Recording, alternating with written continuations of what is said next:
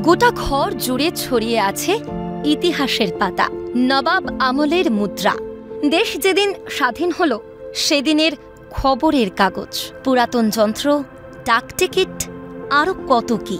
এরই সঙ্গে রয়েছে সঞ্জীব সিনহার নিজের হাতের কাজ, কাঠের উপর, পাথরের উপর অথবা বাঁশের রাইজোমের উপর বিভিন্ন মনীষীর মূর্তি, রয়েছে দেশ বিদেশের নানান মুদ্রা। মোটের উপর এই বাড়িতে এক অবাক অজানা জগৎ অপেক্ষা করবে আপনার জন্য। বাবাও ছিলেন পুরাতন জিনিসের সংগ্রাহক। বাবার মৃত্যুর পর তার গচ্ছিত ধনগুলিকে শুধু সযত্নে আগলে রেখেছেন তাই নয়, বাড়িয়েছেন সংগ্রহের তালিকা। সংরক্ষণ করানো বাবার কাছ থেকে আমি অনেকটাই পেয়েছি। বাবা যেগুলো জিনিসগুলো করতেন আর কি, বাবার শখ ছিল যে আরবিআই থেকে কয়েন অর্ডার দিয়ে কয়েন আনা।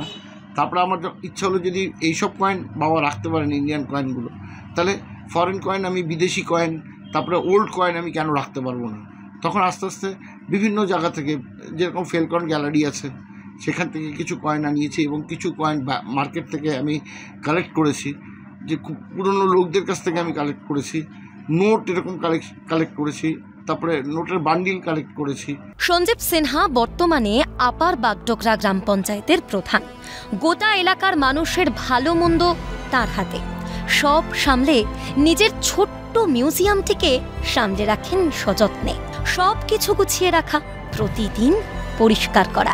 মিউজিয়াম সামলানোর কাজে তার অন্যতম সহকারী অবশ্যই স্ত্রী।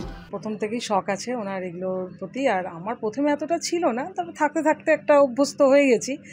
আর ব্যাপারটা হচ্ছে যতদূর যখন আমি আরও এক্সিবিশন যখন দু একটা হয়েছে, তখন এই গুরুত্ব যখন বুঝতে পেরেছি যে এগুলোর পুরনো জিনিসের এত গুরুত্ব আছে, বা আমরা ছোটোবেলায় মিউজিয়াম দেখতে যেতাম যে এগুলো নিয়েও করা যেতে পারে, তারপর থেকে আমিও এর সঙ্গেই আছি এখনও পর্যন্ত।